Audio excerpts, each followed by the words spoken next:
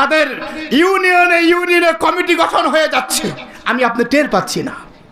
আজকে প্রত্যন্ত অঞ্চলগুলিতে গিয়ে দেখেন, একটা টিউবওয়েল দিয়ে, একটা টয়লেট করে দিয়ে, অথবা একটা ঘরের কিছু টিন ক্রয় করে দিয়ে মানুষের ঈমান হরণ করে নিয়ে যাচ্ছে।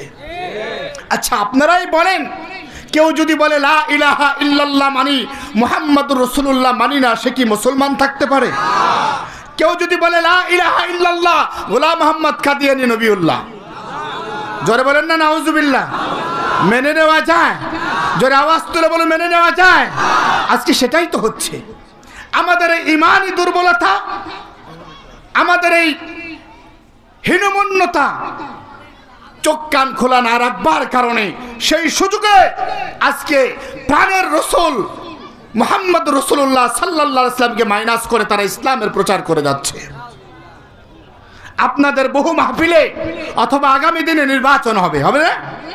নির্বাচন আসলে যারা প্রার্থী হয়ে আসে, আপনারা অনেক প্রার্থীর কাছে বহুবার রাস্তা চেয়েছেন, কালভার্ট চেয়েছেন, স্কুল কলেজ ইউনিভার্সিটি চেয়েছেন। আপনাদের কাছে আমার এবার একটা অনুরোধ থাকবে, আগামী নির্বাচনে যে কোনো প্রার্থী আপনাদের কাছে ভোট চাইতে আসবে, একটা আবেদন করবেন। পৃথিবীর বহু দেশে ইতিমধ্যে রাসূলের শত্রু এই কাদিয়ানীদেরকে রাষ্ট্রীয়ভাবে অমুসলিম ঘোষণা করা হয়েছে।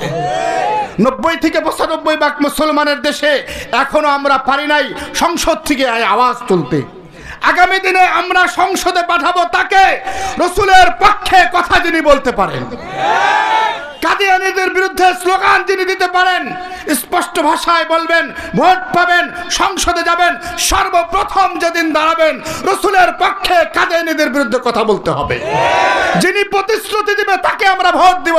আওয়াজ করে বলুন ঠিক কিনা? কারণ হলো মুহাম্মদুর রাসূলুল্লাহ তো সেই নবীর নাম যে নবী হাসরের ময়দানে মা সন্তানকে ভুলে যাবে, ভাই ভাইকে ভুলে যাবে, বন্ধু বন্ধুকে ভুলে যাবে, কিন্তু মুহাম্মদুর রাসূলুল্লাহ ভুলবেন না। সুবহানাল্লাহ, আস্তে করে কোন কল্পনা করতে পারেন? আরে নবীরা পর্যন্ত উম্মত ভুলে যাবে, একমাত্র ওয়ান ম্যান মুহাম্মদুর রাসূলুল্লাহ যিনি তার উম্মত ভুলবেন না। এজন্যই তো আল্লাহর হাবিব স্পষ্ট বলেছেন, লা ইউমিনু আহাদুকুম হাত্তা আকুনা আহাব্বা ইলাইহি মিন ওয়ালিদিহি ওয়া ওয়ালাদিহি ওয়ান নাসি আজমাইন। আল্লাহর হাবিব বলেন, তোমার মাথায় টুপি আছে, পরনে জুব্বা আছে, সব ঠিক আছে, কিন্তু তোমার সামনে তোমার মাকে গালি দিলে তোমার দিলের ভিতরে লাগে, তোমার ভাইকে কেউ গালি দিলে তোমার দিলে লাগে, আমি মুহাম্মদুর রাসূলুল্লাহকে গালি দিলে যদি তোমার দিলে না লাগে, আঘাত না লাগে, তুমি আঘাতপ্রাপ্ত না হও, কষ্ট না লাগে, তোমার দাড়ি টুপি জুব্বা তোমাকে ঈমানদার বানাইতে পারবে না। আওয়াজ করে বলুন ঠিক কিনা? আল্লাহর হাবিব বলেন, তোমার মা, তোমার বাবা, তোমার ভাই, তোমার বন্ধু, তোমার ব্যবসা বাণিজ্য, এমনকি তোমার দেহের ভিতরে যে একটা প্রাণ আছে, এই প্রাণের থেকে যতক্ষণ আমি রাসূলকে বেশি ভালোবাসবে না, অতক্ষণ পর্যন্ত তুমি মুমিন না। কথা বলেন ঠিক কিনা? কেন ভালোবাসবেন না? হাসরের ময়দানে মা ভুলে যাবে, ডাক দিয়ে বলবে না তোমাকে আমি চিনি না, আমার কোনো বিয়েই হয় নাই, ছেলে সন্তান ছিল না। ভাই ভাইকে ভুলে যাবে, বন্ধু বন্ধুকে ভুলে যাবে, ইভেন কি নবীরা পর্যন্ত উম্মত ভুলে যাবে। ওই কঠিন ময়দানে ওয়ান ম্যান, একমাত্র ব্যক্তি মুহাম্মদুর রাসূলুল্লাহ। সাহাবায়ে কেরাম বলেন, ইয়া রাসূলুল্লাহ, হাসরের ময়দানে আমরা কোথায় গেলে আপনাকে পাবো? বিশ্বনবী ডাক দিয়া বলেন, আরে আমি কি সেদিন এক জায়গায় থাকবো নাকি? গুনাহগার উম্মতদের উপকার হয় যেখানে আমি রাসূল থাকবো সেখানে। আল্লাহু আকবার। আমি রাসূল দাঁড়িয়ে দাঁড়িয়ে দাঁড়িয়ে দাঁড়িয়ে পুলসিরাতের সামনে উম্মতদেরকে পার করতে থাকবো। যেমন রাতের আধারে সন্তান অন্ধকারের ভিতরে এক ঘর থেকে অপর ঘরে যাইতে ভয় পায়, কিন্তু মা যখন পিছনে দাঁড়ায় বলে, বেটা ভয়ের কিছু নাই, দেখোস না আমি তোর মা, তাকায় রইছি যা। যেই সন্তানটা এতক্ষণ পর্যন্ত ভয় পাইতেছিল, এবার নির্ভয়ে দৌড় দিয়ে এক ঘর থেকে আরেক ঘরে যায়। কথা বলেন ঠিক কিনা? উম্মতেরা তাকায়া দেখবে চুলের চাইতে চেকুন, হীরার চাইতে ধার, পড়ে গেলেই নিশ্চিত জাহান্নাম, ভয় পাইতে থাকবে। রহমাতুল লিল আলামিন নবী পাশে এসে দাঁড়িয়ে বলবে, উম্মত ভয় নাই, আমি রহমাতুল লিল আলামিন নবী তাকায় রইছি, যা পার হয়ে যা। যেই উম্মতগুলো এতক্ষণ পর্যন্ত পার হয়ে জান্নাতে যাইতে ভয় পাইতেছিল, রহমাতুল লিল আলামিন নবীর দেওয়া সাহস ফিরে আসবে, এক দৌড়ে জান্নাতে চলে যাবে। রাসূল বলেন, আমি দাঁড়িয়ে থাকবো মিজানের পাল্লার সামনে, দাঁড়িয়ে দাঁড়িয়ে দেখবো আমার গুনাহগার উম্মতদের গুনাহগুলো বেশি হয়ে গেছে, নেকিগুলো কম পড়ে গেছে। জাহান্নামের ওয়ার্ডার হয়ে যাবে অবস্থা। আমি আরশে আজিমের দিকে তাকায় বলবো, আল্লাহ, এটা তো আমার উম্মতে মুহাম্মাদে, একটু কি ক্ষমা করে দেওয়া যায় না? আল্লাহু আকবার। আরশে আজিম থেকে আওয়াজ আসবে, এ ফেরেশতারা, আমি আমার রাসূলকে প্রতিশ্রুতি দিয়েছি, আমার নবী আজকে যতজনের পক্ষে সাপোর্ট করবে আমি আল্লাহ সবাইকে মাফ করে দিব। আমার রাসূল সাপোর্ট করেছে, যাও যাও, আমি আল্লাহ ওকে মাফ করে দিছি। সাথে সাথে মাফ হয়ে যাবে, জাহান্নাম মুক্তি হয়ে আল্লাহ জান্নাতে ঠিকানা দিয়ে দিবে। আল্লাহর হাবিব বলেন, মাথার আধাত উপরে সূরজ থাকবে, মানুষগুলো তাপের কারণে মোমের মতো গলে গলে পড়তে থাকবে, মাথার খুলিটা টাস করে উড়ে যাবে, ঘিলুগুলো মগজগুলো গলে গলে নাকের ছিদ্র দিয়ে কানের ছিদ্র দিয়ে পড়তে থাকবে। ওই কঠিন মুহূর্তে আল্লাহর হাবিব আমাদেরকে হাউজে কাউসারের পেয়ালা নিয়ে দাঁড়ায় দাঁড়ায় পান করায় দেবে। আরে বাবা, হাউজে কাউসারের পানি এই পানির মতো নয়। হাউজে কাউসারের পানি এক ঢোক কেউ যদি পান করতে পারে 50,000 বছর আর পিপাসা লাগবে না। তাহলে যেই নবী মা ভুলে যাবে, বাবা ভুলে যাবে, কিন্তু মুহাম্মদুর রাসূলুল্লাহ দাঁড়িয়ে দাঁড়িয়ে পুলসিরাত পার করবে, মিজানের পাল্লার সামনে সুপারিশ করবে, হাউজে কাউসারে পানি পান করাইতে থাকবে। এই নবী মায়ের থেকে আপন না পর? কথা কয় না। বাবার থেকে আপন না পর? ভাইয়ের থেকে আপন না পর? নিজের থেকে আপন না পর? আরে বেটা, নিজের জীবনে বহু নেতার পিছনে ঘুরছো, বহু রাজনীতি করছো, লাভটা কি হয়েছে? নেতার জন্য রাতের আধারে কুয়াশায় ভিজছো, সব টাকা ব্যয় করে নেতার জন্য ব্যানার ফেস্টুন বানাইছো, কত মোটর সাইকেল নেতার জন্য তেল ফুরাইছো, রাতের বেলা সন্ধ্যা রাত্রে সকাল রাত্রে মোটর সাইকেল চালাইতে চালাইতে ঠান্ডা লেগে নিউমোনিয়া হয়ে গেছে, কিন্তু নেতা যেদিন পলাইছে সেদিন কিন্তু তোমার খবর নেয় নাই। কথা কয় না। নেত্রী যেদিন পালাইছে সেদিন কি নেতার খবর নিছে? বড় নেতা যখন পালাইলো মেজু নেতার খবর নিছে? মেজু নেতা কি সেজু নেতার খবর নিছে? সুসময় বন্ধু বাটে অনেকেই হয়, দুসময় হায় হায় কেউ কারো নয়।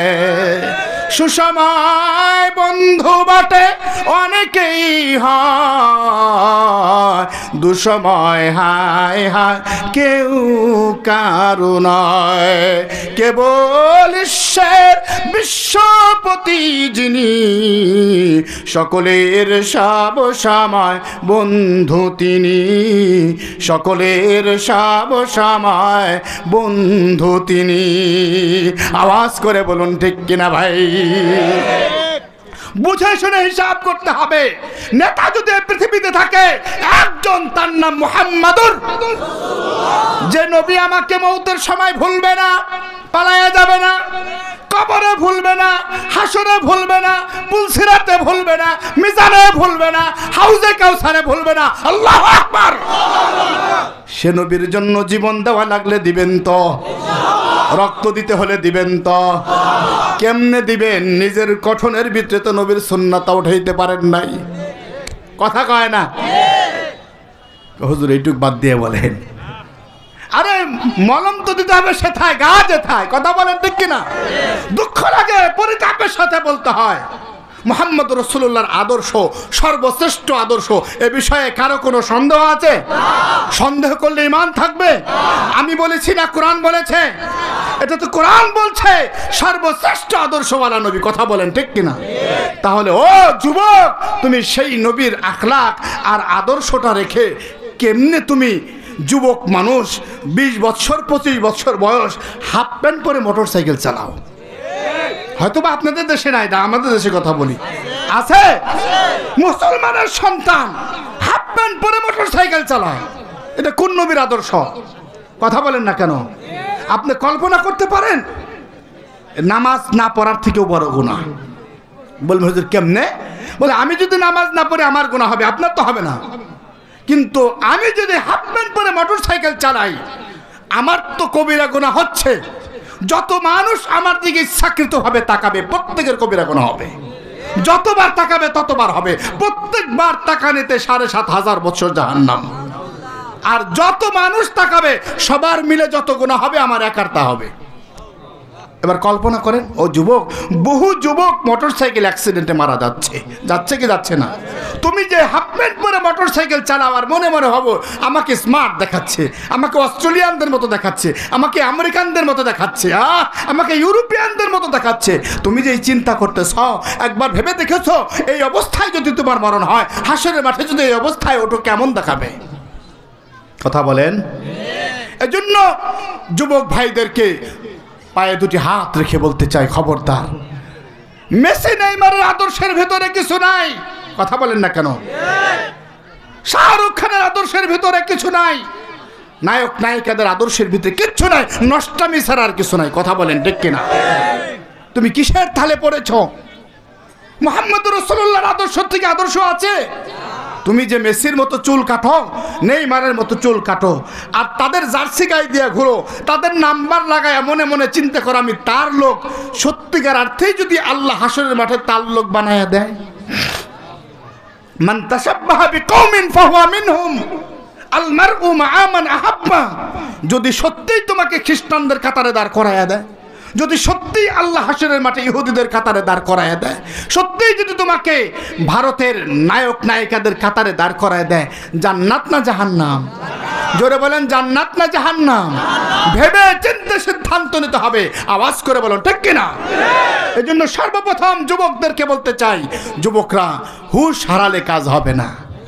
আল্লাহর হাবিবের আদর্শটাকে ধরো, নিজের শরীরের ভিতর আপাত মস্তক প্রিয় নবীজি সাল্লাল্লাহু আলাইহি ওয়াসাল্লামের সুন্নাহটাকে ধরো। মুরব্বী বাবাদেরকে বলতে চাই, আপনি যে মসজিদে তাসবিহ পড়েন, জিকির করেন, আর মনে মনে ভাবেন আমি আল্লাহ ওয়ালা হয়ে গেছি, বহুদূর এগিয়ে গিয়েছি, একবার একটু ভেবে দেখেন তো, আপনি মসজিদে তাসবিহ পড়ছেন, আপনার ছেলে হাফ প্যান্ট পরে মোটরসাইকেল চালাচ্ছে, গান বাদ্য করছে, সিনেমা করছে, আপনার ওই নামাজ আপনাকে জান্নাতে নিতে পারবে না, আপনার ওই জিকির আপনাকে জান্নাতে নিতে পারবে না। আওয়াজ করে বলুন ঠিক কিনা? খুব হিসাব করে চলতে হবে। আপনার অধীনস্থ যারা আছে প্রত্যেকের সম্পর্কে আল্লাহ আপনাকে জিজ্ঞাসা করবে। কথা বলেন ঠিক কিনা? খুব হিসাব করে সামনে আগাতে হবে। একজন খাজা আবু তালেব মুসলমান না কাফের? কথা বলেন, মুসলমান না কাফের? আরে আপাতমস্তক কাফের, মাথার থেকে পা পর্যন্ত গোটা শরীর কাফের। তার সামনে কেউ মুহাম্মদ রাসূলুল্লাহকে নিয়ে কটাক্ষ করতে পারে নাই, মুহাম্মদ রাসূলুল্লাহর গায়ে হাত তুলতে পারে নাই। একজন খাজা আবু তালেবের ঘরে ইসলাম লালিত পালিত হয়েছে। আওয়াজ করে বলুন ঠিক কিনা? আজকে আমরা 90 থেকে 95% মুসলমান দাঁড়িয়ে আছে, টুপি আছে, মসজিদ আছে, মাদ্রাসা আছে, কিন্তু কাদিয়ানীদেরকে থামাতে পারতেছি না। কাদিয়ানীরা তাদের কাজ চালিয়ে যাচ্ছে। আমি স্পষ্ট ভাষায় বলতে চাই, পৃথিবীর অনেক দেশে ইতিমধ্যে কাদিয়ানীদেরকে রাষ্ট্রীয়ভাবে মুসলিম ঘোষণা করা হয়েছে। আমাদের স্পষ্ট কথা, সরকারকে অনতিবিলম্বে রাসূলের শত্রু কাদিয়ানীদেরকে রাষ্ট্রীয়ভাবে অমুসলিম ঘোষণা করতে হবে। আওয়াজ করে বলুন ঠিক কিনা? এই কাদিয়ানীদেরকে আগামী দিনে রাষ্ট্রীয়ভাবে মুসলিম ঘোষণা করবার জন্য উলামায়ে কেরাম যদি রাজপথে ডাক দেয়, কাদিয়ানীদেরকে অমুসলিম ঘোষণা করবার জন্য যদি আরেকটা শাপলা চত্বর কায়েমের প্রয়োজন হয়, যদি বুকের তাজা রক্ত ঢেলে দিতে হয়, প্রিয় নবীজির আজমত ও মহব্বতে আরেকবার শহীদ হতে নাকি হাত উঁচু করে দেখান।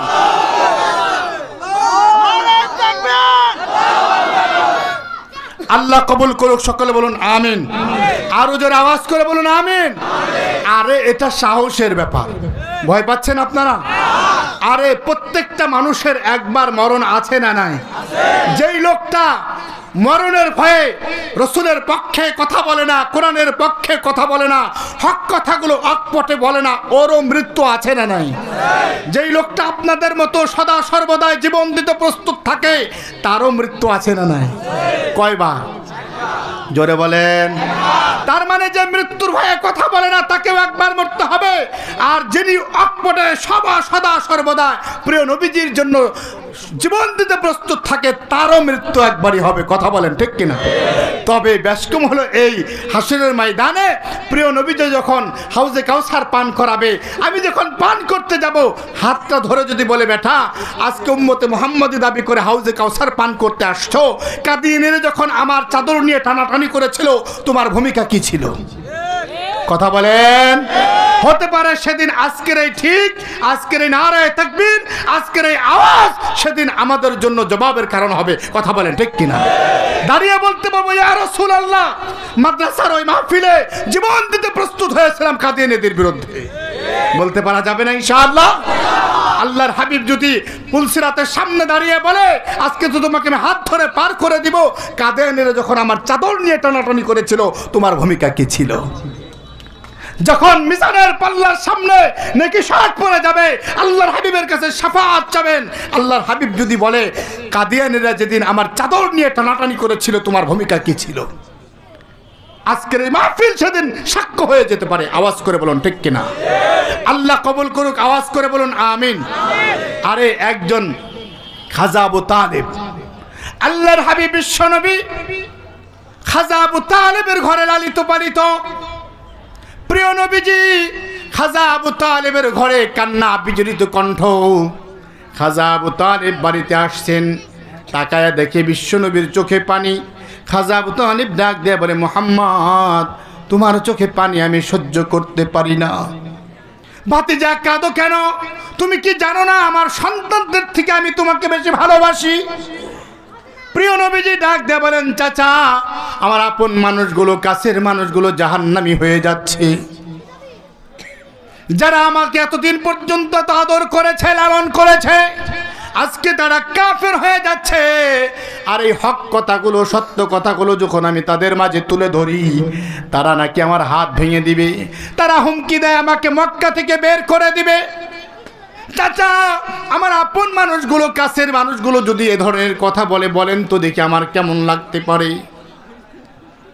মুহাম্মদুর রাসূলুল্লাহ যখন বলেছে আমাকে হাত ভেঙে দিতে চায়, মুহাম্মদুর রাসূলুল্লাহ যখন বলেছেন আমাকে মক্কা থেকে বের করে দিতে চায়, খাজা আবু তালেবের রক্ত মাথায় উঠে গেছে। খাজা আবু তালেব বলছেন, কাফের কিন্তু মুসলমান না। ডাক দিয়ে বলে, মুহাম্মদ, কি বলো তুমি এটা? পৃথিবীতে আসার আগে বাবাকে হারিয়েছ, 6 বৎসরে মাকে হারিয়েছ, 8 বৎসরে দাদাকে হারিয়েছ। দাদাকে যেদিন হারালে সেদিন তোমার দাদা, আমার বাবা, আমার হাতের ভিতরে তোমার হাতটা ঢুকিয়ে দিয়ে বলেছিল, আবু তালেব, যতদিন এ দেহে প্রাণ আছে আমার নাতিটাকে দেখবি। সেদিন প্রতিজ্ঞা করেছিলাম, সে প্রতিজ্ঞা ভুলে যায়নি। কে তোমার হাত ভেঙে দিতে চায়? কে তোমাকে মক্কা থেকে বের করে দিতে চায়? আমি গোটা মক্কার মানুষকে একবারে জানিয়ে দিতে চাই, মুহাম্মদ আমার ভাতিজা, আমার দেহে 1 ফোঁটা তাজা রক্ত থাকতে মুহাম্মদের গায়ে হাত তুলবে, মুহাম্মদকে কেউ কটাক্ষ করে কথা বলবে, আমি আবু তালেব মেনে নেব না। যারা আওয়াজ দিয়ে বলুন আল্লাহু আকবার। আপনি বাইপালের মোড়ে দাঁড়িয়ে আমার একটা কথা বলতে সাহস পেয়েছেন? খাজা আবু তালেব কাফের, অথচ বাইতুল্লাহর সামনে স্পষ্ট ঘোষণা দিয়েছে মুহাম্মদ তার ধর্মের প্রচার করে যাবে। কোন বেটা যদি তার স্ত্রীকে বিধবা বানাতে চাও, আমার তলোয়ারের নিচে আসো। আল্লাহু আকবার। আমি খাজা আবু তালেবের দেহে 1 ফোঁটা রক্ত থাকতে আমি তাকে ছেড়ে দিব না। মুহাম্মদ, তুমি অকপটে দাওয়াত চালিয়ে যাও। আমি দেখতে চাই কে তোমাকে মক্কা থেকে বের করে দিতে চায়। আমি দেখতে চাই কে তোমাকে হাত ভেঙে দিতে চায়। বাস্তবতা মিলিয়ে দেখেন, ইতিহাস খুলে দেখেন, মুহাম্মদুর রাসূলুল্লাহ মক্কায় দাওয়াত বন্ধ হয়েছে কোন বছর? খাজা আবু তালেবের ওফাত হয়েছে যেই বছর। মুহাম্মদ রাসূলুল্লাহ তায়েফে দাওয়াত দিতে বাধ্য হয়েছেন কোন বছর? খাজা আবু তালেবের মৃত্যু হয়েছে যেই বছর। মুহাম্মদ রাসূলুল্লাহ মক্কা থেকে মদিনাতে হিজরত করেছেন কোন বছর? খাজা আবু তালেবের মৃত্যু হয়েছে যেই বছর। আওয়াজ করে বলুন ঠিক কিনা? তাহলে একজন খাজা আবু তালেব কাফের, সে ইসলামের জন্য যে ভূমিকা নিয়েছেন, রাসূলের জন্য যে ভূমিকা পালন করেছেন, আমরা 17 কোটি মুসলমান তা পারছি না। কথা বলেন ঠিক কিনা? আমাদের ভয় ছেলে মেয়ে মানুষ করতে হবে, আমাদের ভয় ব্যবসা বাণিজ্যের দিক থেকে আমরা ক্ষতিগ্রস্ত হয়ে যাব, আমাদের ভয় জেলে পচে মরতে হবে। কথা বলেন। আরে শাপলা চত্বরে আল্লামা আহমদ শফি রহমতুল্লাহি আলাইহির ডাকে 20 লক্ষ ওলামায়ে কেরাম সুদূর ময়মনসিংহ থেকে পর্যন্ত পায়ে হেঁটে যখন এসেছিল, তারা কি জীবনের মায়া করেছিল? কথা বলেন। বাংলাদেশের আল্লামা মামুনুল হক থেকে শুরু করে সর্বোচ্চ স্থানের যতগুলো ওলামায়ে কেরাম আছে, কেউ 1 বছর, কেউ 1.5 বছর, কেউ 6 মাস, কেউ 2 বছর, কেউ 3 বছর পর্যন্ত জেলের ভিতরে পচেছে। কথা বলেন ঠিক কিনা? বের হয়ে এসে সর্বপ্রথম তারা আবার রাসূলের পক্ষে কথা বলেছেন।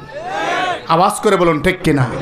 এরা মুমিন, এরা মুসলমান, এরা উম্মতে মুহাম্মাদি, এরা আশিক রাসূল। কথা বলেন ঠিক কিনা? আমরা আশিক রাসূল কেমন? মুখে দাড়ি নাই, মাথায় টুপি নাই, আঙ্গুলের চিপার মধ্যে বিড়ি একটা আছে, আবার কয় আশিক রাসূল। কথা বলেন। সাহাবাকে যখন আল্লাহর হাবিবের চরিত্র নিয়ে কটাক্ষ করা হলো, এই নামধারী আশিক রাসূলগুলো কোথায় ছিল? কি তাদের ভূমিকা ছিল? আওয়াজ করে বলুন ঠিক কিনা? আমরা চিন্তা করি ব্যবসায়িকভাবে ক্ষতিগ্রস্ত। আরে আপনাদের কথা বাদ দিলাম, কিছুদিন আগেও যখন ফ্যাসিস্ট সরকার ছিল, আমরা একটা হক কথা বলতে গেলে আপনারা বলতেন হুজুর সময় ভালো না, একটু রয়ে শুয়ে বইলেন, বলেন নাই? তখন ঈমান কোথায় ছিল? সময় ভালো না, একটু রয়ে শুয়ে বলেন।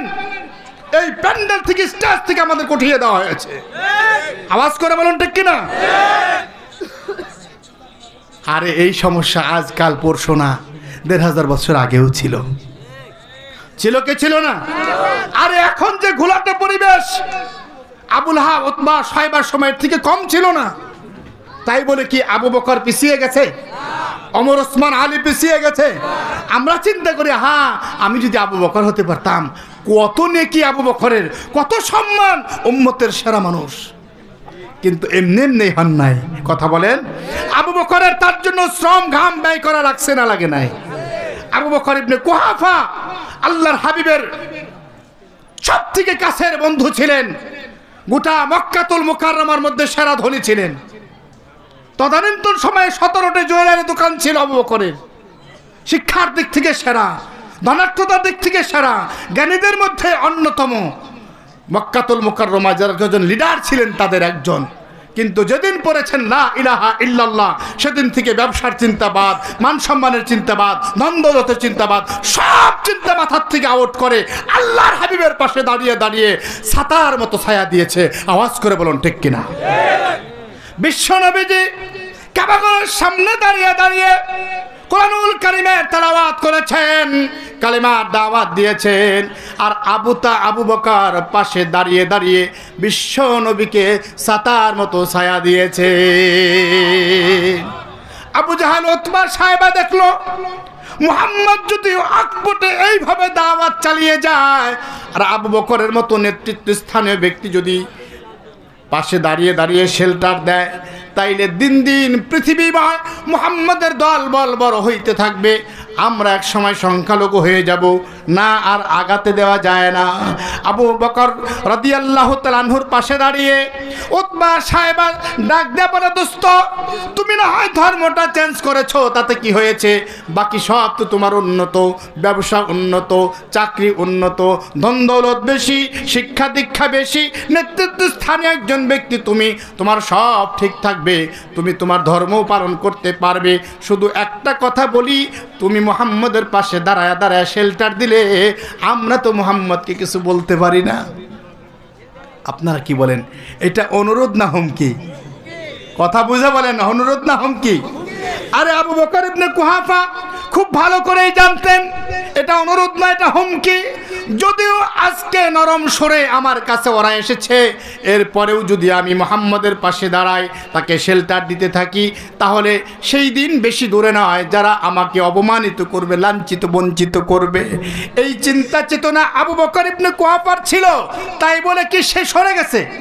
কথা বলেন। মান সম্মানের ভয়, দ্বন্দ্বলতার ভয়, ব্যবসা বাণিজ্যের ভয়, জেল জুলুমের ভয়? না না না, আবু বকর কোনো চিন্তা করেন নাই, বরং উল্টা আগে যাও দুই একদিন মিস করতেন। যেদিন ওরা এই কথা বলেছেন, আবু বকর বুঝতে পেরেছেন আমি যদি মুহাম্মদুর রাসূলুল্লাহর পাশে না থাকি, ওরা যে কোনো সময় আমার প্রাণের রাসূলের একটা ক্ষতি করে দিতে পারে। ওই দিন থেকে আবু বকর এক মুহূর্তের জন্য পিছপা হন নাই, সরে যান নাই। নিজের জন্য মুহাম্মদুর রাসূলুল্লাহর পাশে থাকাটাকে লাজেম বানিয়ে নিয়েছেন আবু বকর ইবনে কুহাফা। যেই আবু বকরের সামনে দাঁড়িয়ে কথা বলার মতো কোনো প্লেয়ার গোটা মক্কাতুল মুকাররমার মধ্যে ছিল না। আবু বকর ইবনে কুহাফা শুধুমাত্র কেবলমাত্র মুহাম্মদুর রাসূলুল্লাহকে শেল্টার দিচ্ছেন, মুহাম্মদুর রাসূলুল্লাহর পাশে দাঁড়াচ্ছেন এই অপরাধে। যেই লোকটার সামনে দাঁড়িয়ে কথা বলার মতো প্লেয়ার নাই, ওই লোকটাকে চতুর্দিক থেকে আক্রমণের পর আক্রমণ শুরু হয়ে গেল। কেউ কিল দেয়, কেউ ঘুষি দেয়, কেউ লাথি মারে। চতুর্দিকের আঘাত সহ্য করতে না পেরে আবু বকর ইবনে কুহাফা মক্কাতুল মুকাররমায় কাবা ঘরের সামনে লুটিয়ে পড়লেন। যেই মাত্র উনি জমিনে পড়ে গেছেন, একটা কুলাঙ্গার এসে নিজের পায়ের কাঠের খোরাম জুতাটা খোলে আবু বকর ইবনে কুহাফার নাকের মধ্যে উপর জুপুরি আক্রমণ শুরু করে দিল। আবু বকর ইবনে কুহাফার নাকটা ফেটে ফেনকি দিয়ে রক্ত বের হয়ে কাবা ঘরের সামনের জমিন লাল হয়ে গেল।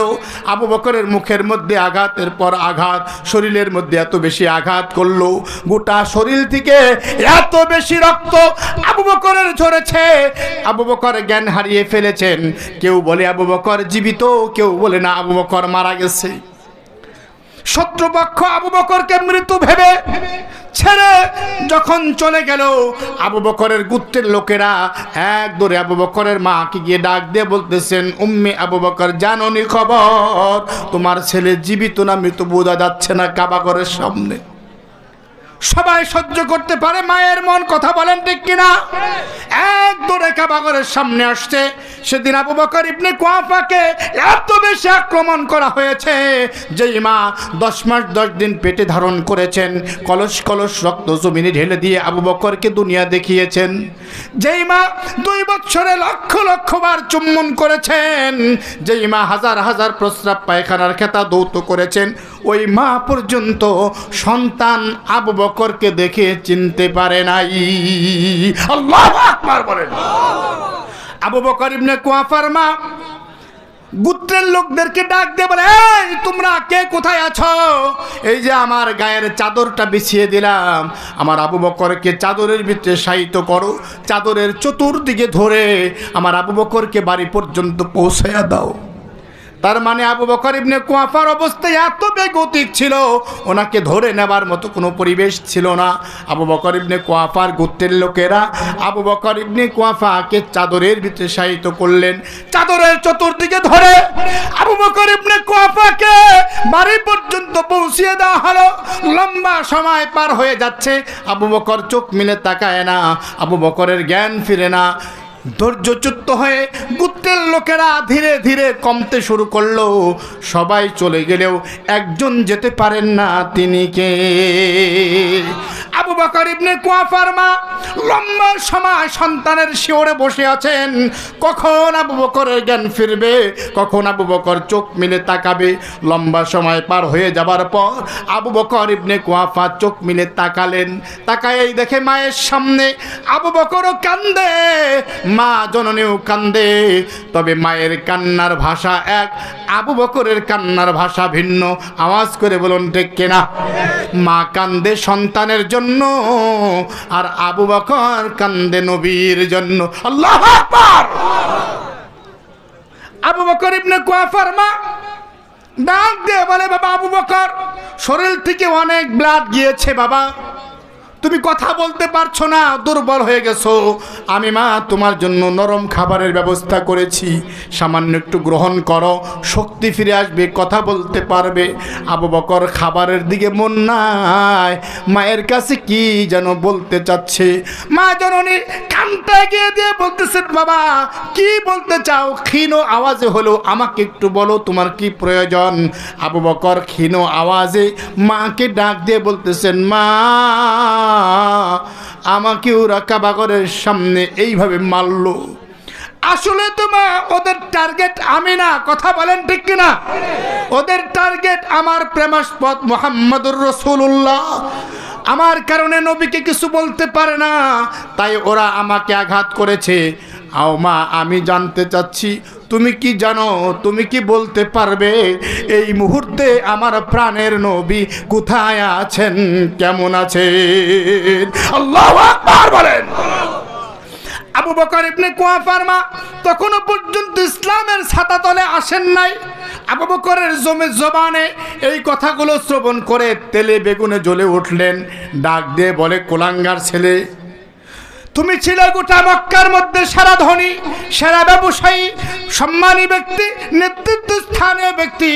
এই মুহাম্মাদের পিছনে যেদিন থেকে ঘুরতে শুরু করেছ, মুহাম্মাদের কারণে ব্যবসা গেছে, দৌলত গেছে, মান সম্মান গেছে, নেতাগিরি গেছে, খেতাগিরি গেছে, সব শেষ করে আজকে কাবাগরের সামনে জীবনটা পর্যন্ত যাইতে বসছিল।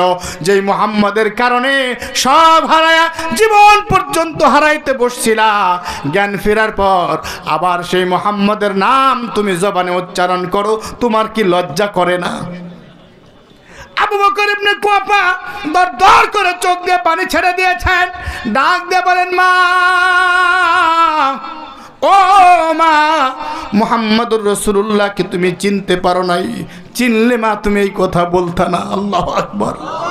মুহাম্মদুর রাসূলুল্লাহ সেই মহামনুষ্যের নাম, যে কদম চুম্বন করতে পারলে আরশের মালিক খুশি হইয়া যায়।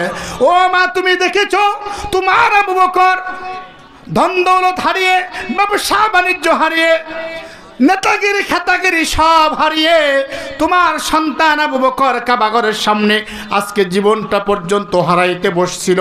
তবে গো মা, তোমার সন্তান কিন্তু মরে নাই, জীবন কিন্তু চলে যায় নাই।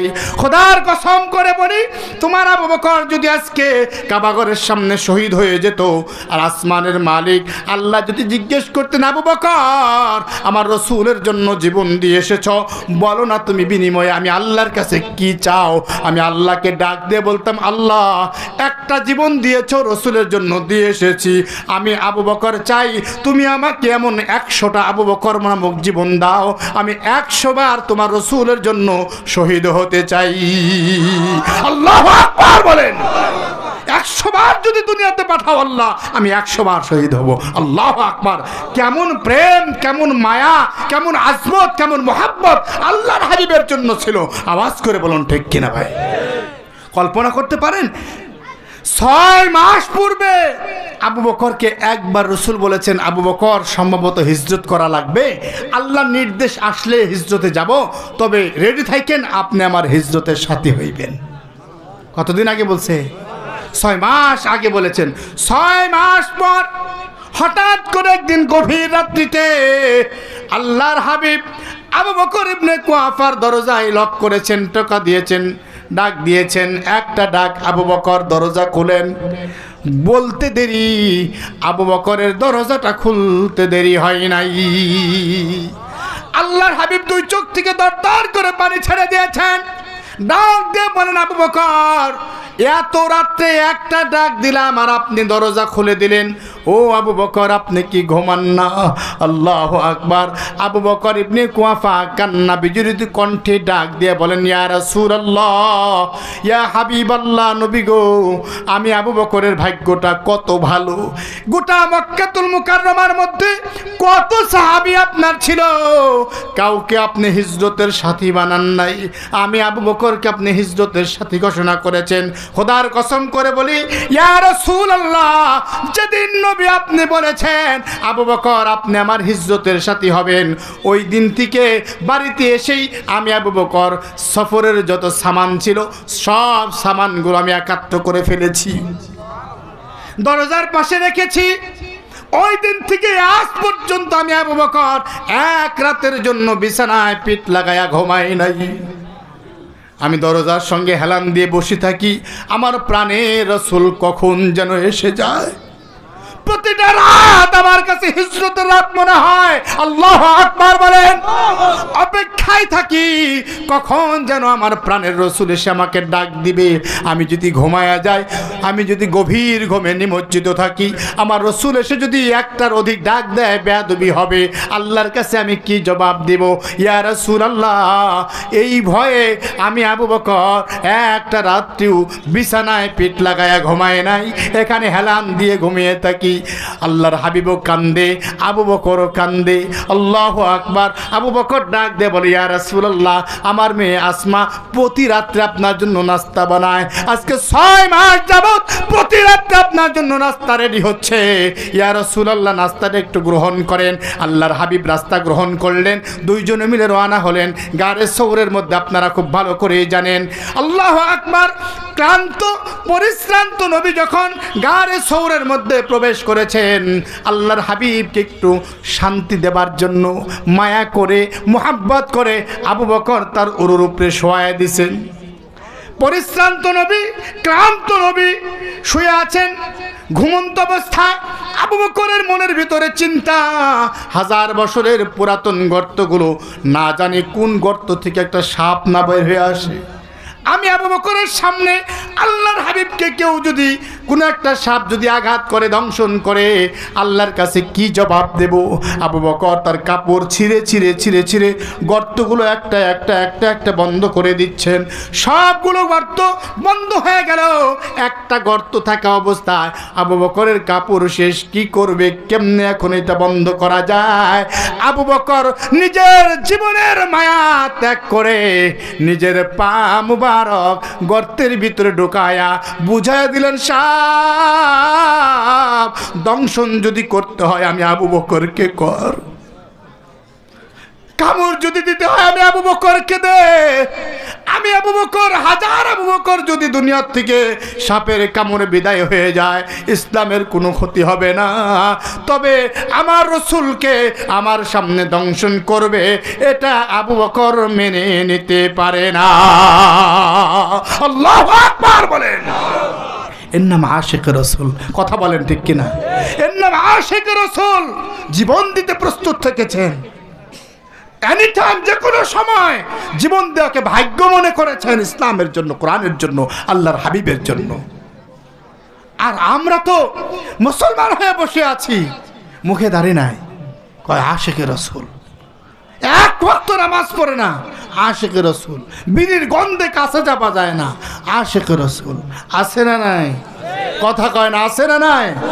আবার কয় আমার পেশাব জাহান্নামে গেলে আমি জাহান্নামেই যাবো। আছে না এমন কথা? কন না কেন? পেশাব জাহান্নামে গেলে আমি জাহান্নামে যাইতে প্রস্তুত আছি। কেমন ইসলাম পালন করে এরা, কল্পনা করতে পারেন? বহু মানুষ এমন আছে এই চিন্তা চেতনা নিয়ে বসে আছে, অথচ এই পৃথিবীতে আল্লাহর হাবিবের থেকে শ্রেষ্ঠ কোনো আদর্শ নাই। সর্বশ্রেষ্ঠ আদর্শ আর কিচ্ছু লাগবে না, খালি এটা গ্রহণ করেন। কথা বলেন। আবু বকর ইবনে কুয়াফা পা দিয়ে আল্লাহর হাবিবকে ঘুমের ব্যবস্থা করেছেন, নিজের জীবনকে বাজি রেখেছেন। লম্বা সময় পার হয়ে যাবার পর একটা সাপ বিভিন্ন পয়েন্টে পয়েন্টে আঘাত করতেছে, কোনো পয়েন্ট দিয়ে বের হতে পারে না। 100 বৎসর যাবৎ অপেক্ষায় আছেন কোন দিন আল্লাহর হাবিব গারে সৌরে আসবে আর এক নজর আল্লাহর হাবিবকে দেখবে। ঢুকতে ঢুকতে ঢুকতে ঢুকতে যে আবু বকরের গোড়ালের পাশে গেছে, দেখে একটু নরম নরম লাগে, গোশত তো নরম নরম লাগে। রাগে সহ্য করতে না পেরে একটা দংশন করে দিছে। আবু বকর ইবনে কুয়াফাকে বিষাক্ত সাপ, পাহাড়ি সাপ যখন দংশন করে দিল, মুহূর্তের ভিতরে বিষটা গোটা শরীরের মধ্যে ছড়ায় গেছে। সুন্দর আবু বকর মুহূর্তের মধ্যে কালো হয়ে গেছে। এরপরও আবু বকর আল্লাহর হাবিবের ঘুম ভাঙ্গে না। আল্লাহু আকবার। কেমন মায়া থাকলে, কেমন প্রেম থাকলে আমরা কি করতাম, হুজুর হুজুর উঠেন উঠেন, আমার সাপরে কামড়াইছে হুজুর। কথা কয়। আবু বকর চিন্তা করে, না না, আমি আবু বকর যদি জীবন বের হয়ে যায়, আমি আবু বকরের জীবনের চাইতে আমার রসুলের 1 মিনিটের ঘুমের মর্তবা বেশি। রসুল ঘুমাবে, জীবন চলে যাবে, কোনো সমস্যা নাই। ব্যথায় কাতরাচ্ছে, সহ্য হচ্ছে না, টিকে থাকতে পারছে না আবু বকর। এরপর আল্লাহর হাবিবকে ডাক দেয় না, মনের অজান্তে যেই মাত্র 1 ফোঁটা গরম চোখের পানি টপ করে আল্লাহর হাবিবের শরীর মোবারকে পড়ছে। আল্লাহর হাবিব গরম পানির আঘাতে ঘুম ভেঙে গেছে। তাকায়া দেখে সুন্দর আবু বকর কালো হয়ে গেছে। কি ব্যাপার আবু বকর, তোমার এই অবস্থা কে করলো? ডাক দে বলে, ইয়া রাসূলুল্লাহ, সাপ আমাকে দংশন করেছে। আল্লাহর হাবিব বলেন, সাপটা কোথায়? বলে, পা দিয়ে রাখছি যেথায়। পাটা বের করো না কেন? ইয়া রাসূলুল্লাহ, আপনাকে যদি দংশন করে। আল্লাহর হাবিব বলেন, আবু বকর, পা দিয়েছ, দংশন করবার পরেও, আঘাত প্রাপ্ত হবার পরেও আমি রসুলকে কেন ডাক দিলে না, কেন জানালে না? আশিকে রসুল আবু বকর ডাক দে বলে, ইয়া রাসূলুল্লাহ, কি বলেন? এত বড় বেয়াদবি আমি আবু বকর কেমনে করতে পারি? আমি আবু বকরের জীবনের চাইতে আমি মনে করি আপনার ঘুমের মর্তবা বেশি। আমি পারি না আপনাকে ডাকতে। আল্লাহর হাবিব মুখের থেকে একটু লালা মোবারক বের করে আবু বকর ইবনে কুয়াফার পায়ের মধ্যে লাগাইয়া দিলেন। লাগাইতে দেরি, গোটা শরীরের বিষ পানি হইতে দেরি হয় নাই। আল্লাহু আকবার বলেন, লিল্লাহি তাকবীর। কল্পনা করতে পারেন? আর হবে কেমনে? যেই নবী হাজার হাজার লাখ লাখ মানুষকে সুপারিশ করে জান্নাতে নেবে। আর একটু আসতে বলেন সুবহানাল্লাহ। লক্ষ লক্ষ মানুষের গুনাহ পানি করে দেবেন। যত মানুষের পক্ষে সুপারিশ করবেন আল্লাহ সবাইকে মাফ করে দিবেন। আল্লাহু আকবার বলেন। সে নবীকে ভোলা যায়? কথা বলেন না কেন? আবু বকর ইবনে কুয়াফার এই প্রেম, এই মায়া, এই ভালোবাসা রব্বে কারীম এত বেশি পছন্দ করেছেন, এত বেশি গ্রহণ করেছেন। আবু বকর ইবনে কুয়াফাকে ওমর ইবনুল খাত্তাব ডাক দিয়ে বলে, আবু বকর, আপনার নেকি অনেক বেশি। আবু বকর বলে, না ভাই ওমর, আপনার নেকি বেশি। ওমর বলে, তাইলে আসেন না নেকি দিয়ে একটু বদলা বদলি করি। আপনার সারা জীবনের নেকির প্রয়োজন নাই। গারে সৌরের মধ্যে 3 রাত আপনি অতিবাহিত করেছেন। 3টা রাজ্য আপনি গারে সৌরের মধ্যে ছিলেন। লিল্লাহি তাকবীর, লিল্লাহি তাকবীর। সভাপতি সাহেবের আগমন। আপনাদের এই অঞ্চল তথা গোটা আশুলিয়া সাভারের উজ্জ্বল নক্ষত্র, হাজার হাজার ওলামায়ে কেরামের উস্তাদ, উস্তাজুল আসাতিজা, আমি গুনাহগারের উস্তাদ। আল্লাহু আকবার। একাধারে 4টা-5টা মাদ্রাসায় যিনি বুখারীর দর্শ দিয়ে থাকেন। এলাকায় থাকে তো মনে করেন না, যাদের চেহারার দিকে তাকায় থাকলে সগীরা গোড়াগুলো ঝরে যায়। এখন আর নবী পাবেন? এই জামানায় নবী পাবেন? আবু হানিফা আসবে? এরাই জামানার আবু হানিফা। কথা বলেন ঠিক কিনা? শুরুতে বলেছি না, কোন আলিমান আও মুতাআল্লিমান আও মুস্তামিআন আও মুহিব্বান। আল্লাহর হাবিব বলেন, হয় আলেম হয়ে যাও, যদি সক্ষম না হও আলেমের ছাত্র হও, যদি তাও না পারো আও মুস্তামিআন, একজন আলেমকে ভালোবাসো, তার কথাগুলো শোনো। যদি সেটাও সম্ভব না হয়, দূর থেকে উলামায়ে কেরামদেরকে মহব্বত করো, আলেমদেরকে মহব্বত করো। আল্লাহর হাবিব বলে, ওয়ালা তাকুন খামিস, খবরদার এই 4-এর বাইরে গিয়ে 5ম নাম্বার হয়ে যেও না। যদি হও ফাতাহলিক, তুমি ধ্বংস হয়ে যাবে। ইহলৌকিক জীবনে ধ্বংস, পরলৌকিক জীবনেও ধ্বংস হবে। এজন্য ধ্বংসাত্মকের হাত থেকে বাঁচবার জন্য অন্ততপক্ষে এ ধরনের বিজ্ঞ উলামায়ে কেরাম, শাইখুল হাদিসদেরকে মহব্বত করা প্রয়োজন আছে না নাই? জোরে বলেন, আছে না নাই? আরে আবু বকরের জামানায় রাসূল পেয়েছেন, আমরা আবু বকর সেজে এদেরকে ওই ধরনের মহব্বত করলে নবীদেরকে মহব্বত করার সওয়াব আল্লাহ দিবেন।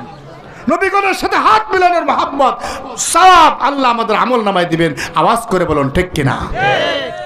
বলতেছিলাম ওমর ইবনুল খাত্তাবকে আবু বকর ডাক দিয়ে বলে, না ভাই, নেকি দিয়ে বদলা বদলি হয় না।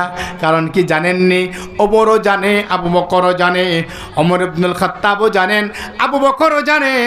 ওই 3 দিন গারে সৌরের ভিতরে আল্লাহর হাবিবকে পাহারা দিয়ে নিজের জীবনকে বাজি রেখে আল্লাহর হাবিবকে মহব্বত করার দরুন আল্লাহ পাক রব্বুল আলামিন যেই নেকি ওমরকে দিয়েছেন, আবু বকরকে দিয়েছেন, সেটা শুধু ওমর নয়, তামাম পৃথিবীর সকল উম্মতদের নেকি যদি এক পাল্লায় দেওয়া হয়, আবু বকরের 3 দিনের নেকি যদি এক পাল্লায় দেওয়া হয়, আবু বকরের নেকির পাল্লা ভারী হইয়া যাবে। আল্লাহু আকবার বলেন। এর নাম হলো আশিক রাসূল। আওয়াজ করে বলুন ঠিক কিনা? এরা জীবনের মায়া করেন নাই, ধন দৌলতের মায়া করেন নাই, ব্যবসা বাণিজ্যের মায়া করেন নাই, সদা সর্বদাই আল্লাহর হাবিবের জন্য জীবন দিতে প্রস্তুত থেকেছেন। আরে এরা তো বড় মানুষ, সাবালক মানুষ, ছোট্ট শিশু সন্তান মুআজ মুআওয়াজ রাদিয়াল্লাহু তাআলা আনহুমা, নাবালক শিশু আল্লাহর হাবিবের সামনে গিয়ে বলছি, ইয়া রাসূলুল্লাহ, অনুমতি দেন, বিজয়ের মালা আপনার গলায় পরাইয়া দেব। কল্পনা করতে পারেন? আমাদের ছোট বাচ্চারা এই ইউটিউব নিয়ে পড়ে থাকে, ফেসবুক নিয়ে পড়ে থাকে, আর মুআজ মুআওয়াজ রাদিয়াল্লাহু তাআলা আনহুমা আল্লাহর হাবিবকে বলে, ইয়া রাসূলুল্লাহ, যুদ্ধের দামামা বেজেছে, অনুমতি দিয়ে দেন, আমরা 2 ভাই যুদ্ধে যাব। আল্লাহর হাবিব বিশ্বনবী ডাক দিয়ে বলেন, কি বলো, তোমরা যুদ্ধে যাবে? তোমরা তো কোনো ভালো করে কাপড়ই পরতে পারো না। যুদ্ধ কি জানো? জীবন মরণের খেলা। যে সে গেলে হয় না, শক্তির প্রয়োজন হয়। বড় হও, সামনে ইসলামের জন্য অনেক কাজ তোমরা করতে পারবে।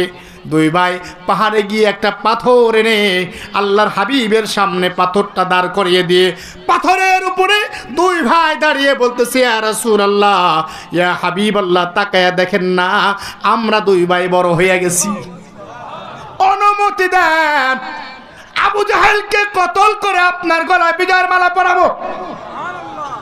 আল্লাহর হাবিব মুস্কি হেসে দিয়ে বলেন, আবু জাহেলকে কতল করবা? আবু জাহেল কেডায় তোমরা বুঝো এবং জানোনি। আবু জাহেল যেন তেন নেতা নয়, আবু জাহেল কাফেরদের সর্বোচ্চ নেতা। 2 ভাই ডাক দিয়ে বলে, ইয়া রাসূলুল্লাহ, কত বড় নেতা, কে আবু জাহেল কিচ্ছু বুঝতে চায় না, শুধু অনুমতিটা দিয়ে দেখেন না নবী, আমরা 2 ভাই আবু জাহেলকে কতল করে আপনার গলায় বিজয়ের মালা পরাইয়া দিব। মুহাম্মদুর রাসূলুল্লাহ ডাক দিয়ে বলে, তোমরা 2 ভাই আবু জাহেলের প্রতি এত খ্যাপা কেন? এত খেপছো কেন তার প্রতি?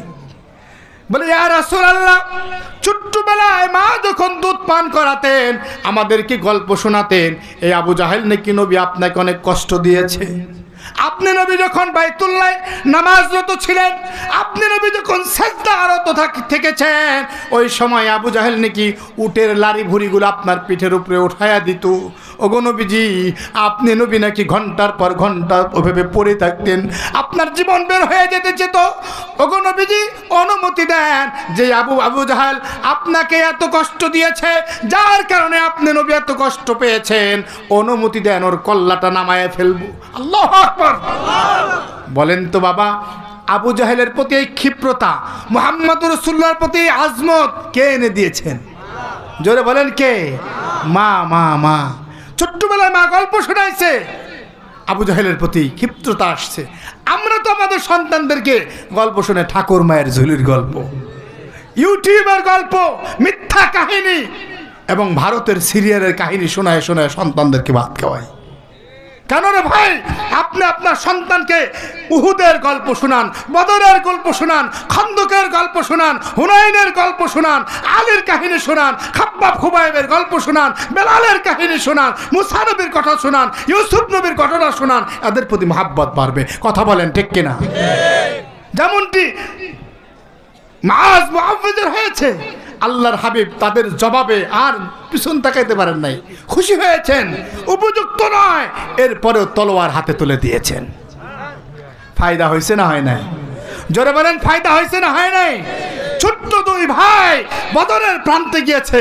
আবু জাহেলের নজর তো বড় বড়টার দিকে, উপরের দিকে তাকায় রয়েছে, নিচ দিয়ে গিয়ে পায়ের ভিতরে সজোরে এমন একটা আঘাত করছে, আবু জাহেলের মতো বিশ্বমানের নেতা উটের পিঠে থাকতে পারে নাই, জমিনে লুটে পড়তে বাধ্য হয়েছে। আওয়াজ করে বলুন আল্লাহু আকবার। পড়ে গিয়েছে। আর ইমানি চেতনা, ইমানি মূল্যবোধ ছোট হলে কি হবে এমন ছিল। আবু জাহেলের সন্তান দূর থেকে দেখছে আমার বাবা নেতাকে ফেলে দিয়েছে, ছোট্ট বাচ্চা দূর থেকে একটা আঘাত করছে, মুআউযিজ রাদিয়াল্লাহু তাআলা আনহুর গলায় না লেগে পাকনায় লাগছে। আমরা হলে কি করতাম, ছোট বাচ্চা ওখানেই শেষ। কথা বলেন ঠিক কিনা? ইমান এত মজবুত ছিল। ডাক দিয়ে ভাইরে করছে, তাকায়া কি দেখোস? আমার হাতের উপরে পা রাখ। ঝুলন্ত হাত নিয়ে জিহাদ করতে কষ্ট হয়। একবার পা দিয়ে হাতকে ধরছে, একটা টান দিয়ে হাতটাকে ছিঁড়ে ফেলে নির্বিক্রমে জিহাদ করে আল্লাহর হাবিবের হাতে আল্লাহর হাবিবের গলায় বিজয়ের মালা পরে আছেন। আল্লাহু আকবার। এর নাম মুমিন, এর নাম মুসলমান। কথা বলেন ঠিক কিনা? মুসলমান হেরে যায় না, মুসলমান পিছু হটে না, মুসলমান পিছু হটতে জানে না। কথা বলেন ঠিক কিনা? কিন্তু দুর্ভাগ্য আমাদের, আমরা সেই নবীর আদর্শটা ভুলে গিয়েছি। আজকে আওয়াজ আসছে মুসলমান মার খাবে কেন, আওয়াজ আসছে মুসলমান পদধরিত কেন। আরে হবে না কেন? আমি আপনাদেরকে জানতে চাই, 90 থেকে 95 ভাগ মুসলমানের দেশে রাস্তা দিয়ে হাঁটলে কয়জনের মাথায় টুপি দেখা যায়? কথা বলেন। আমরা যে হাঁটি রাস্তায়, যেই পার্সেন্টেজ হিসেবে যতগুলো মুসলিম আছে অতগুলো টুপি কি আছে? অতগুলো জুব্বা আছে? কিচ্ছু নাই। আরে কিছু থাকবে দূরের কথা, কষ্ট লাগে। আমার এক মুসলিম ওমান থেকে আসছে, তো উনি আমাকে বলতেছেন, হুজুর ওমানের একটা চিত্র হলো এমন, ওমানের কোনো মসজিদে ইমাম নাই। আমি বললাম এটা আবার কেমন কথা? বলে প্রত্যেকটা মসজিদে শুধু খতিব আছেন, একজন খতিব থাকেন, উনি জুমার দিন এসে খুতবা দেন, ইমাম থাকে না। ইমাম না থাকলে নামাজ পড়ায় কে? বলে হুজুর প্রত্যেকটা মসজিদে যদি 100 মুসল্লি হয় 100 জন ইমামতি করার যোগ্য, যদি 200 মুসল্লি হয় 200 জন ইমামতি করার যোগ্য। তার মানে যে সামনে থাকে সে নামাজ পড়ায় দেয়। ওমানের মানুষ এটা বুঝেই না, একজন মুসলিম সে ম্যাট্রিক পাস করবে আর সে কোরআন শুদ্ধ করে পড়তে পারবে না, সে নামাজের মাসালা মাসাইল জানবেন, এটা হতেই পারে না। আমাদেরকে খাইছে কেডায়? আমাদেরকে খাইছে শিক্ষা সিলেবাস। আওয়াজ করে বলুন ঠিক কিনা? আমাদের শিক্ষা সিলেবাসের ভিতরে ধর্ম নাই। কথা বলেন। আমাদের ছেলেমেয়েরা রসুলের ইতিহাস পায় না, সাহাবায়ে কেরামের ইতিহাস পায় না। আমাদের ছেলেমেয়েরা শুদ্ধ করে কোরআন শরীফ পড়ার মতো কোনো পয়েন্ট তাদের স্কুল কলেজ ইউনিভার্সিটিতে নাই। কিছু আমরা যদিও 90 থেকে 95 ভাগ মুসলমান দেশে বসবাস করি, 90 থেকে 95 ভাগ মুসলমানের শিক্ষা সিলেবাস প্রণয়ন করে কিছু নাস্তিক মিলে। কথা বলেন না কেন? কিছু নাস্তিকের হাতে আমরা ধরা খেয়ে আছি। এই নাস্তিকরাই বারবার আমাদের সিলেবাসকে রেডি করে, আর ওই সিলেবাসে পড়াশোনা করে আমাদের সন্তানরাও নাস্তিক হচ্ছে। আমাদের সন্তানরা হাফ প্যান্ট পরে মোটর সাইকেল চালাচ্ছে। কথা বলেন না কেন? আমাদের ছেলেদের মাথা থেকে পা পর্যন্ত রসুলের সুন্নাহ খুঁজে পাওয়া যায় না। আমাদের সন্তানেরা নামাজ বুঝে না, কোরআন বুঝে না। এর একমাত্র কারণ আমাদের শিক্ষা সিলেবাসের ভিতরে ধর্ম নাই। এমত অবস্থায় আপনাদেরকে আমি দাওয়াত দিয়ে যাচ্ছি, কি প্রতিবাদ করবেন, কোথায় প্রতিবাদ করবেন, কার কাছে গিয়ে দুঃখে বেদনার কথা বলবেন? কিছুই করার নাই। একটা কাজ আমাদের আছে, সেটা হলো যেই শিক্ষা সিলেবাসে ধর্ম নাই, আমি আমার সন্তানকে ওই শিক্ষা সিলেবাস পড়াবো না। রাজি আছেন? কারা কারা রাজি? দু হাত তুলে আল্লাহকে দেখান। লিল্লাহে তাকবীর, লিল্লাহে তাকবীর। আলহামদুলিল্লাহ, নুরানি মাদ্রাসার অভাব নাই, কিন্ডারগার্টেন মাদ্রাসার অভাব নাই, মহিলা মাদ্রাসার অভাব নাই। আমি আমার সন্তানকে ডাক্তার বানাবো, লয়ার বানাবো, ব্যারিস্টার বানাবো, তবে শুরুতে তাকে আমি ধর্ম শিক্ষা দিব। পারবেন না ইনশাআল্লাহ? শুরুতে তাকে আমি দিন শিক্ষা দিব। আমার ছেলে আমার মেয়ে ডাক্তার হবে তো দোয়ায়ে কুনুত পারবে। কি আশ্চর্য ব্যাপার! 90 থেকে 95 ভাগ মুসলমানের দেশের মুসলিম আইসে মাসালা জিজ্ঞেস করে, হুজুর 3 বার কুলহল্লা দিয়ে দিলে একবার দোয়ায়ে কুনুত হয়ে যাইব না? হয় না? বলে না, বলে না। ইমাম সাহেব নামাজে দাঁড়াইছে, মুয়াজ্জিন নাই, পিছনে তাকবীর বলার মতো লোক নাই। 2-1 জন যাও আছে এমন কিছু বলে যা শুনলে হাসতে হাসতে কাম শেষ। কথা বলেন। এই তো আমাদের ইমানের সুরত, এই আমাদের ইমানের হালাত, এই আমাদের সুন্নাহ এবং রসুলের আদর্শের হালাত, যার কারণে মুসলিম মার খাচ্ছে, যার কারণে মুসলমানেরা পদদলিত হচ্ছে। আবার ফিরে আসুন, রসুল বলেন মান আহাব্বা সুন্নতি ফাকাদ আহাব্বানি ওয়ামান আহাব্বানি কানা মাই ফিল জান্নাহ। তোমরা যদি আমি রসুলকে ভালোবাসতে চাও, রসুলের ভালোবাসা পেতে চাও, তাহলে আমি রসুলের সুন্নাহ দিয়ে জীবনটাকে করো। আমি নবী যেভাবে ভাত খেয়েছি ওভাবে খাও, যেভাবে মসজিদে প্রবেশ করেছি ওভাবে প্রবেশ করো, যেভাবে ইস্তেঞ্জা করেছি সেভাবে ইস্তেঞ্জা করো। কথা বলেন, তাই কি আমরা করি? তাই কি আমরা করি বলেন? না ভাই, এভাবে চলবে না। আসুন আসুন রাসূল আরবি সাল্লাল্লাহু আলাইহি সাল্লামের সুন্নাহটাকে আঁকড়ে ধরি, রাসূলের আদর্শটাকে আঁকড়িয়ে ধরি, তাহলে আবার সেই সোনালী দিন আমরা আবার ফিরে যেতে পারবো। রাসূল বলেন লা ইউমিনু আহাদুকুম হাত্তা আকুনা আহাব্বা ইলাই মিন ওয়ালিদিহি ওয়া ওয়ালাদিহি ওয়ান নাসি আজমাইন। যতক্ষণ পর্যন্ত তুমি তোমার মা, তোমার বাবা, তোমার ভাইয়ের থেকে এবং কি তোমার প্রাণের থেকে, তোমার দেহের থেকে তুমি আমি রাসূলকে ভালোবাসবে না, অতক্ষণ পর্যন্ত তুমি মুমিন হতে পারবে না। আওয়াজ করে বলুন ঠিক কিনা? এজন্য মুমিন হবার জন্য রসুলকে 100% নিজের জীবনের চাইতে বেশি ভালোবাসতে হবে। আর রসুলের ভালোবাসা কখন প্রকাশ পাবে?